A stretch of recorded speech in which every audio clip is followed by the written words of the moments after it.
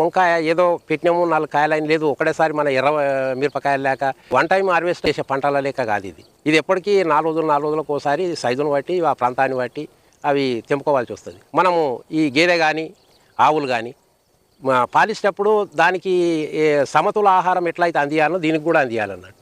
దీనికి calcium, magnesium, ఇంకా వేరే ఇవి ఎక్కువ తీసుకునేది కాల్షియం, మెగ్నీషియం, బోరాన్, వీటిని కూడా అందిస్తే మంచిది. పొటాష్, యూరియా కూడా ఇచ్చుకోవాలి. ఇచ్చుకుంటేనే మంచి దిగుబడి వస్తుంటుంది అన్నట్టు. లేకపోతే ఏమవుతుంది, భూమిలో ఉన్నదంతా తీసుకొని చెట్టు కాపిస్తుంది. మళ్ళీ మనం అందియకపోయాక ఏం చేస్తుంది, అది ఆపుకొని మళ్ళీ శక్తిని కూడగట్టుకొని మళ్ళీ కాయలు వేయడానికి టైం పడుతుంది అన్నట్టు. అట్లా కాకుండా దానికి ఎప్పటికప్పుడు మనం 4 రోజులకు ఒకసారి తెంపుతున్నాం కాబట్టి 4-5 రోజులకు ఒకసారి ఇది కూడా తక్కువ మోతాదులో ఇచ్చుకుంటే మాత్రం చాలా మంచిది. అదే మనం పచ్చి రొట్టెనో పశువుల ఎరువు బాగా వేసి ఉంచినాం అనుకో, అలా ఎక్కువ శాతం ఉంటుంది కాబట్టి మనం ఇవి వేయకున్నా కొద్దిగా వేసుకున్నా సరిపోతుంది. కానీ ఇప్పుడున్న పరిస్థితులలో ఫెర్టిలైజర్